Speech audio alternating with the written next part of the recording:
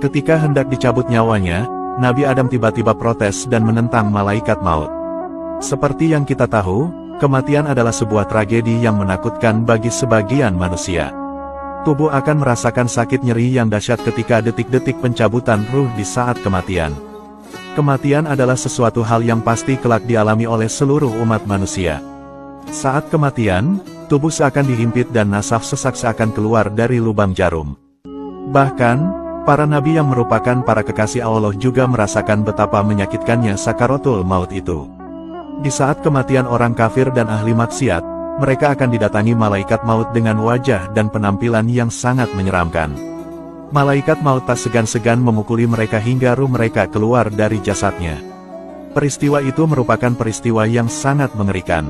Berbeda dengan orang beriman, di saat detik-detik sakaratul maut, malaikat akan datang dengan pakaian yang indah, wajah yang elok berseri dan bercahaya indah, serta membawakan kain kafan dan wewangian surga untuk ruh si hamba. Namun di balik peristiwa kematian dan kengerian itu, ada sebuah kisah unik dari Nabi Adam alaihissalam yang berani membantah dan menolak malaikat maut ketika hendak mencabut nyawanya. Dikisahkan, dahulu saat Allah Subhanahu wa Ta'ala meniupkan ruh ke dalam jasad Nabi Adam kemudian bersin dan mengucapkan kalimat tahmid, Alhamdulillah, yang artinya segala puji bagi Allah. Allah Subhanahu wa Ta'ala kemudian membalasnya dengan berkata, Yarhamukallah, yang artinya semoga Allah merahmatimu. Kemudian, Allah memerintahkan Nabi Adam untuk mengucapkan salam kepada para malaikat, Assalamualaikum. Para malaikat lalu membalas salam Nabi Adam, Waalaikumsalam. Begitulah cara Allah mengajarkan salam kepada Nabi Adam alaihissalam. Kemudian, Allah Subhanahu wa Ta'ala berfirman dengan posisi kedua tangannya menggenggam, pilihlah mana saja yang kau inginkan. Nabi Adam menyahut, aku memilih tangan kanan Tuhanku. Kemudian Allah membuka genggaman tangannya dan diperlihatkanlah Nabi Adam dan keturunannya. Nabi Adam bertanya, Ya Rob, siapa mereka? Allah menjawab, mereka itu keturunanmu. Dari situlah diketahui tulisan usia anak cucu Adam yang dikenali di antara kedua mata mereka.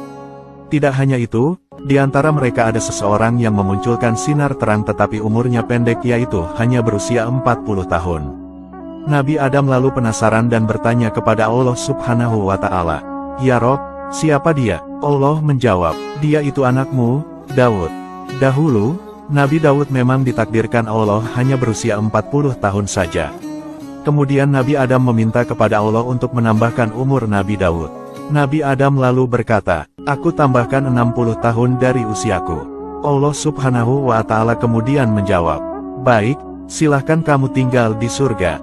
Alhasil, Nabi Adam pun menyisihkan 60 tahun umurnya untuk diberikan kepada anak cucunya yakni Nabi Daud alaihissalam. Nabi Adam alaihissalam kemudian menghuni surga sesuai dengan kehendak dan ketetapan Allah Subhanahu wa Ta'ala. Seperti kisah sebelumnya, Nabi Adam hidup di surga bersama ibu Hawa untuk beberapa waktu. Lalu setelah turun ke bumi, Nabi Adam alaihissalam lalu menghabiskan sisa hidupnya di bumi hingga memiliki keturunan dari istrinya yaitu Siti Hawa. Hanya dalam masa yang cepat dan singkat, keturunan Nabi Adam bertambah banyak dari tahun ke tahun. Hal ini yang menjadikan populasi manusia di era Nabi Adam alaihissalam sangat banyak. Dan seperti yang kita tahu, bahwa setiap jiwa yang hidup, pasti kelak akan merasakan yang namanya kematian. Tidak berbeda pula dengan Nabi Adam alaihissalam.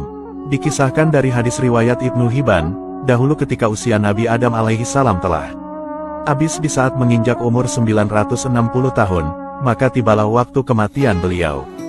Allah Subhanahu wa Ta'ala kemudian mengutus malaikat maut untuk mencabut nyawa Nabi Adam alaihissalam. Kemudian, berangkatlah malaikat maut menemui Nabi Adam alaihissalam di kediamannya. Namun ketika malakul maut hendak mencabut nyawa Nabi Adam, malaikat malah diprotes habis-habisan oleh Nabi Adam. Nabi Adam berkata kepada malaikat, kamu itu terburu-buru. Allah itu menetapkan usiaku 1000 tahun. Malaikat lalu menjelaskan, iya betul, tapi 60 tahun diantaranya sudah kamu berikan untuk anakmu yaitu Daud. Nabi Adam lalu membantah malaikat maut yang mau seenaknya hendak mencabut nyawanya. Nabi Adam merasa bahwa dulu beliau ditakdirkan Allah berumur 1000 tahun. Padahal, sekarang saja baru berumur 960 tahun. Kok bisa-bisanya malaikat maut datang lebih awal seperti tamu yang tak diundang?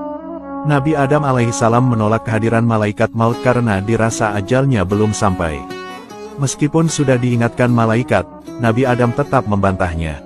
Hal ini karena selama ini beliau sangat teliti dalam menghitung tahun umur hidupnya yang sudah lalu. Atas penolakan itu, alhasil Allah Subhanahu wa Ta'ala lalu memerintahkan malaikat untuk menunjukkan catatan hujah Nabi Adam yang dulu pernah diucapkannya.